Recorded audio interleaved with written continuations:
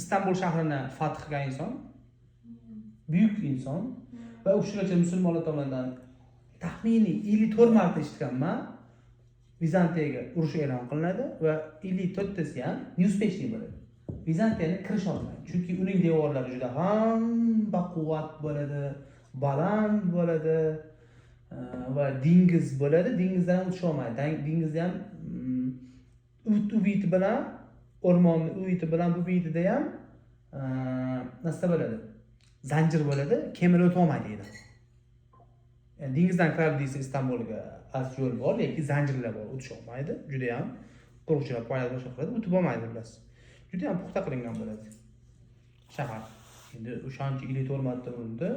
1400 dengizdan shunaqa zanjir qilingan, dengiz bepoyon. U bit bilan bu bitiga qilganda. U bitiga qal'a qilib turib, qal'adan bu qal'aga to'plangan kirom. Xo'p, 54 martami bo'lsa, xo'p 1453-yildami fath bo'lgan ekan. 1450. Xo'p. Endi Mehmet Fatih Sulton ismi Muhammad. Xo'p. Uni onasi tarbiyalagan emas. Ya'ni Fatihlarni asl onalar tarbiya qilmaydi. Onasi tomonidan, ya'ni o'chuvchi degan. O'chuvchi degan, Fatih degani o'sha Istanbulda ochgan. Va onasi tarbiya qilgan uni, diniy ta'limlar bergan boshlang'ich va otasi uni juda ham quloqsiz bo'lganligi uchun juda ham rus tilida aytadi-ku, quloqsiz bola deydi-ku, shunaqa bola bo'lganligi uchun ikkita ustoz beradi. Bittasi qattiqqo'l, siyosatni va tartibni o'rgatadigan ustoz, ikkinchisi olim inson, ilhomlantiruvchi, astronom, fizik, shunaqa olim bo'lgan. Ikkita ustoz beradi. Bittasidan dinni, shu qolgan astronomiya, matematika, chizma, shunaqa narsalarni o'rgangan, shu fanlarni o'rgangan bo'lsa, din bilan birga. Ikkinchisidan siyosatni o'rgan, qattiqqo'llikni o'rgangan, ya'ni tartibga birinchi ustoz o'rgatgan. Birinchi ustozining ismi xo'p, mana bu yerda yozib qo'yganman. Xo'p, Mulla Guroniy bo'lgan. Muhammadning yoshida juda sho'x va itoatsiz bola bo'lgan. Otasi Sulton Murod II uni tartibga solish uchun qattiqqo'l olim Mulla Guroniyni ustoz etib tayinlagan. Mulla Guroniy shahzodaga dars berish bilan birga unga intizom va mas'uliyatni o'rgatgan. Bu o'sha qattiqqo'l siyosatda o'rgatgan Mulla Guroniy.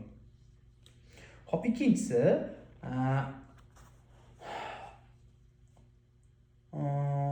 Oq Shamsuddin bo'lgan. Oq Shamsuddin Muhammad Fotihning eng sevimli va ma'naviy ustozi. U nafaqat diniy ilmlar, balki tibbiyot, astronomiya ham olim bo'lgan. Oq Shamsuddin Muhammadning qalbiga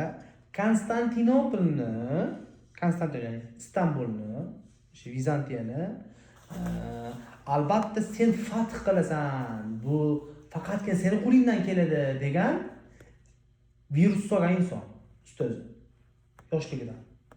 Chunki otasi ham bu ishni qila olmagan bo'ladi. Va yoshligi o'zi shu virus bilan o'tadi. Men Konstantinopol olaman, men qo'lga kiritaman deydi, men olaman deydi. Va otasi uni 12 yoshida birinchi podsho qilib tayinlaydi. Butun turli, ya'ni o'sha Usmonliga 12 yoshli bola birinchi podsho bo'ladi. 12 yoshli bola. Va birdaniga yana shuni olaman harakat qilganda otasi jazolab uni tushirib qo'yadi.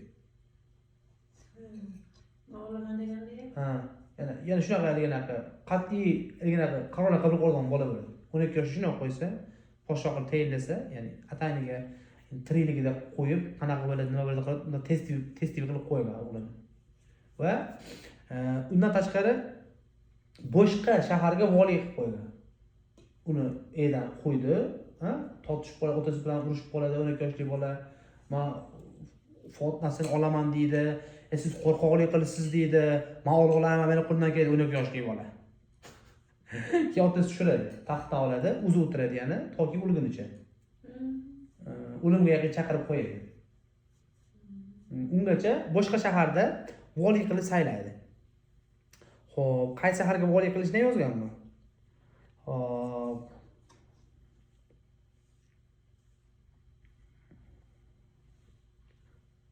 Manisa degan shahar bor o'zi ham. Manisa. 11 yoshida Manisa shahriga voliy bo'lgan.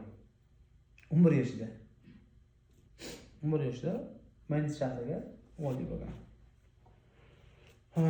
Xo'p, 12 yoshda Muhammad birinchi marta taxtga o'tirgan vaqtinchalik. Bu davrda Oqshamsiddin uning yonida eng yaqin maslahatchi bo'lib, uning siyosiy qarashlarini shakllantirgan.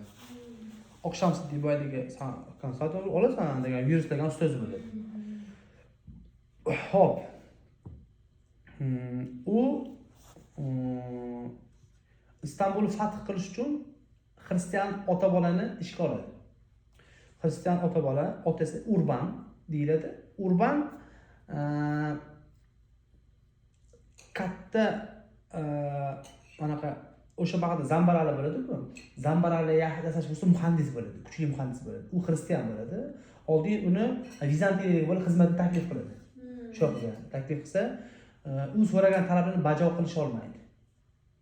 Ya'ni uni resurslar bilan ta'minlab berish, temir bilan unga oylik berish, unga sharoit qilib berish olmaydi.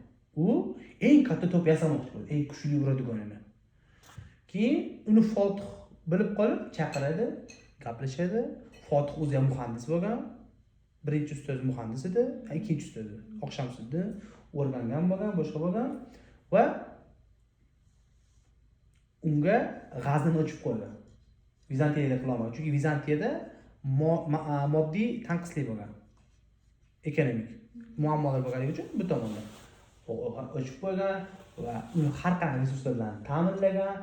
Uni xullas o'zini sohasida zo'r bo'lishi uchun nima kerak hammasini bergan.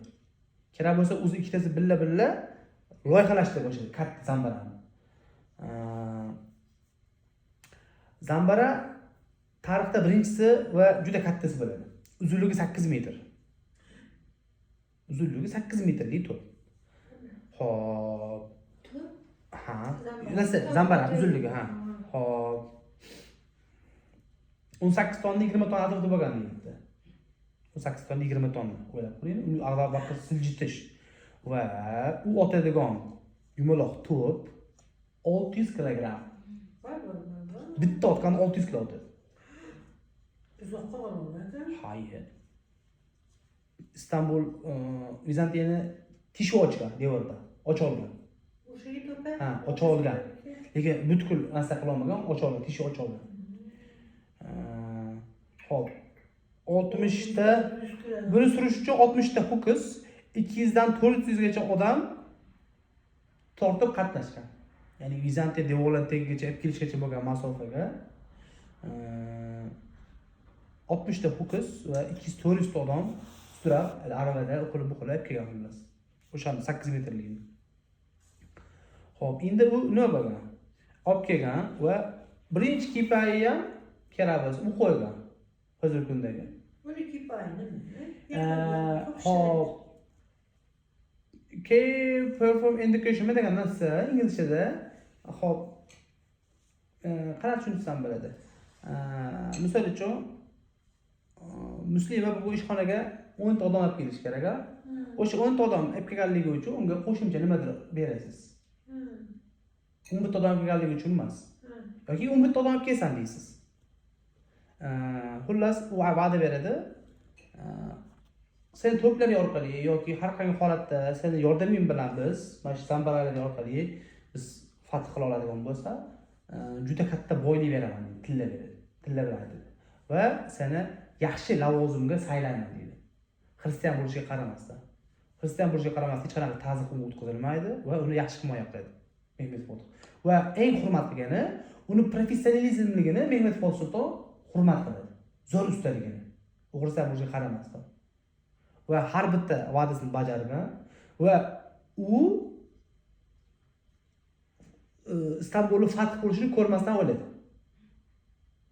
Lekin sovrinni hamma va'dani o'g'li oladi. O'g'li bo'ladi yoki yordamchisi. Shu shu zambaradan bitta o'q o'tirganda 2 soat 3 soat atrofida sovish kerak bo'ladi. Bitta o'q otganda qiziydi u. Ya'ni qizib otadi-da u. Ishqalanishligi portlaganda isib ketganligi uchun uni zaytunlar bilan, yog'lar bilan sovitilgan. Bittasi tezlaydi xullas. Tezlatganda xullas sovmasdan bitta o'sha zambara xullas portlab ketadi. Portlash jarayonida ani urban ham bo'ladi. Zambara portlab ketadi. Lekin tishi o'chiladi manbalada, devor tishiladi, juda katta dars ketadi. Lekin u orqali devor yoki dengiz orqali Istanbul fath qilmaydi. Fath bo'ladi. O'rmon bo'ladi. Dengizga o'tolmaydi, lekin o'rmon bo'ladi, aylanib tushishga. Bu tomonda aytadi askarlarga ikkita bo'linma bo'ladi. O'rmonni tekislanadi. Sizlar deydi bu tomonda faqat o'tochinglar deydi.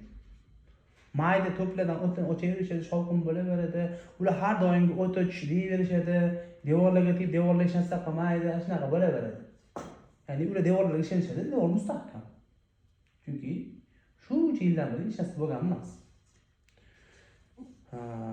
Lekin 24 soat ichida Mehmet Fatih Sulton kemalarini quruqlik orqali, ya'ni o'rmon orqali sudrab 2000 ga yaqin askar bilan toptirib, bu tomondan tushib qo'ydi dengizga. Zanjir aylanib o'tadi. Quruqlik orqali o'tadi kemalar.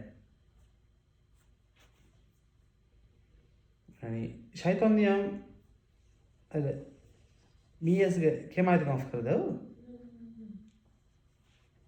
70 dan ortiq kema tushadi deyiladi yerga. 70 dan ortiq kema quruqlik. Daraxtlar o'rmonda kesiladi, daraxtlarning butalanadi, kondan yotqiziladi. Bunaqa yotqizib turib, yo'g'lab chiqadi. Zaytun, shunga mol yog'lar bilan yo'g'lab chiqadi. Keyin uni o'sha to'sinlar orasidan 2000 ga yaqin askar bilan tortib o'tadi. Va kemaning ichidagi askarlar tushmaydi. Dumburachlar dumburlatib, ilhomlantirib, boshqa qilib, o'tamiz, qolamiz, qilib motivatsiya berib turishadi tevasida va bular topib 70 ga yaqin askarlar, 70 ga yaqin kemani dengizga tushadi. Bizantiylar ne ko'z bilan ertalab shu dengizga qarashadiki, Mehmet Fatih Sultonning kemalari burnidan tagida. 21 yoshli yigit, telba yigit, 21 yoshli. Shu yoshligidan 6 yosh, 7 yoshdan o'sha maqsad quyilgan, viruslangan bola. Shu o'sha yoshga kirganda hech kim o'ylamaydi. Ashuna qilib tushgan demagan hech kim fikr qilmaydi. Devor qanaqa bir kema tushishi mumkin desa hech kim, chunki kema quruqlikda yurmaydi.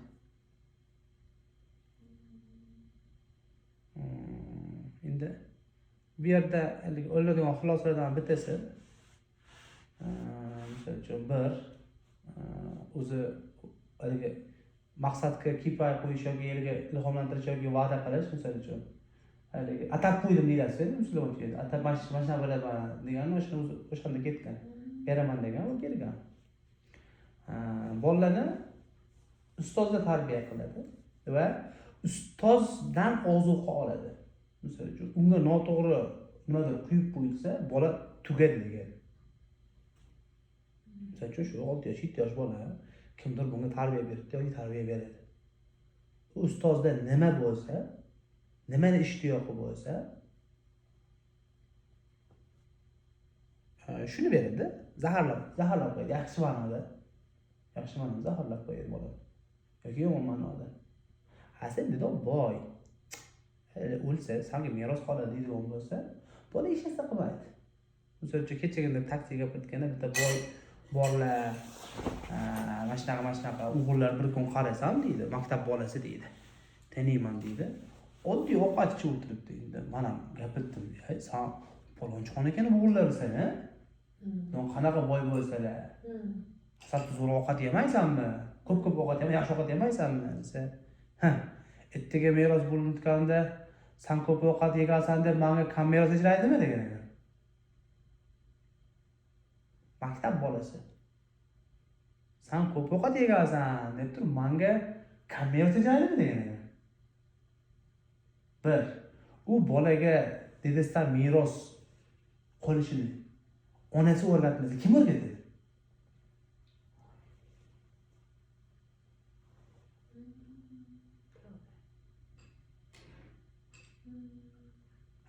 Tarbiyani qarangda. Dedasi tirik turib, hali unga meros haqida shijoatlantirdi. Agar o'zi gapirmagan bo'lsa, achoq otasi gapirmagan bo'lsa, Qisqaroqda shunaqada. bir paytlarda anaqa qoldi. Haligi Muniraxonni nimalar? Asal Muniraxon singari